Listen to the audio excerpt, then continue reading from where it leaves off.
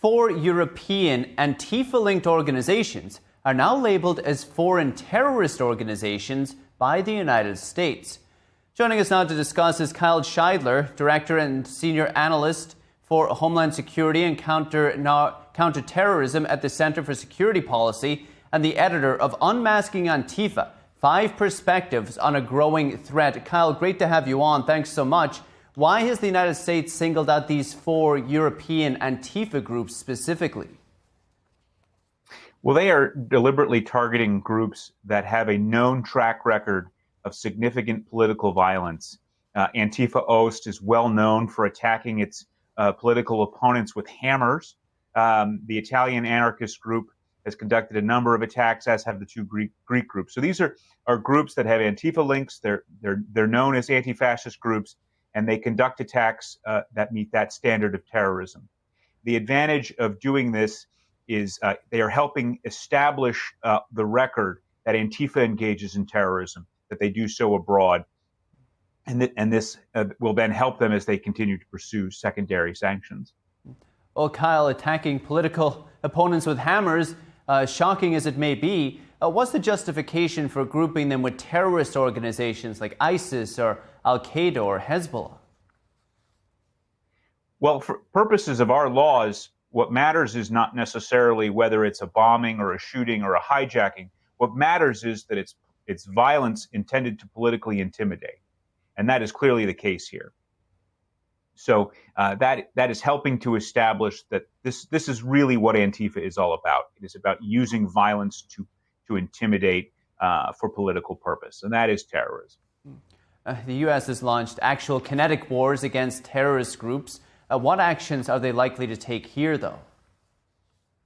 Well, this is certainly not a case where we're going to see drone strikes against Antifa members in Germany or anarchists in Italy or Greece. What we're talking about here is sanctions, and particularly targeting those organizations and networks, individuals who provide resources to these groups. So there's a large network that provides technologically sophisticated tools to Antifa groups, everything from encrypted email and phone apps to website hosting to blogs and the like.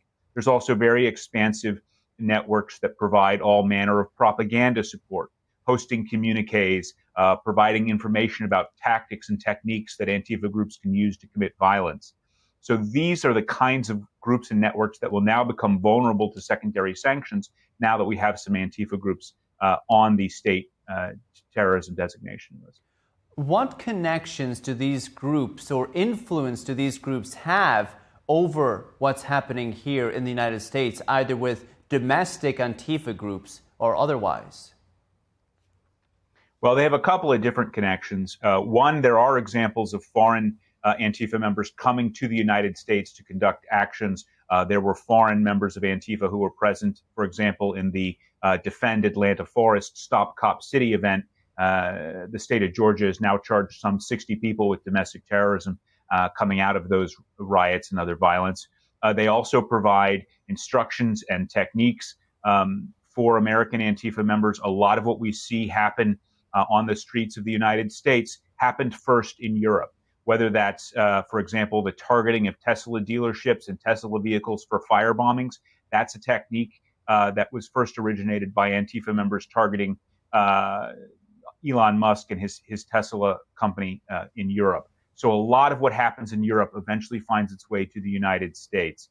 And again, as I said earlier, a lot of these groups share those same support structures. So the same blogs and networks that are hosting the communiques of some of these designated groups are also hosting the materials for U.S. Antifa groups as well. So there are those connections as well. And that's what the State Department is attempting to establish.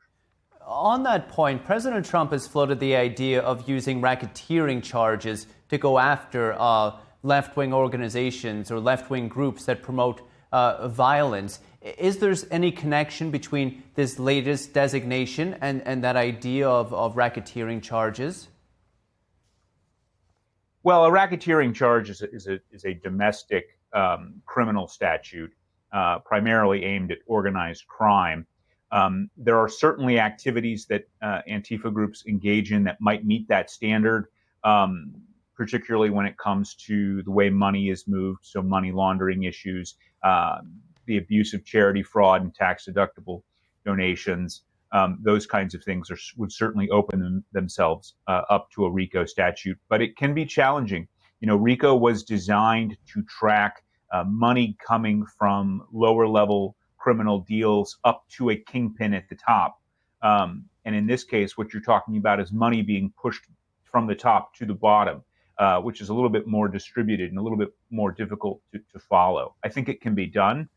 There are some interesting efforts right now in Congress to make this a little bit easier on law enforcement. Senator Ted Cruz has his Stop Funders Act to include felony federal rioting amongst RICO charges, for example. So there are some interesting opportunities taking place.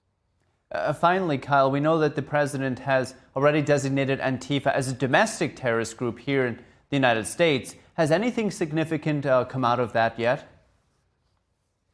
Well, as I've had to explain to people, unfortunately, technically, there is no such thing as a domestic terrorist organization list. Designating an organization as a domestic terrorist organization does not actually confer any statutory authority. So federal law enforcement gained no new powers or capabilities because of the president's declaration. But what I think he was attempting to do by making that statement was to make clear to federal law enforcement that he views this as a national security priority and that he wants to see them use all available powers to address this threat. It's quite the issue. Kyle Shideler, appreciate it, sir. Thank you. Thank you.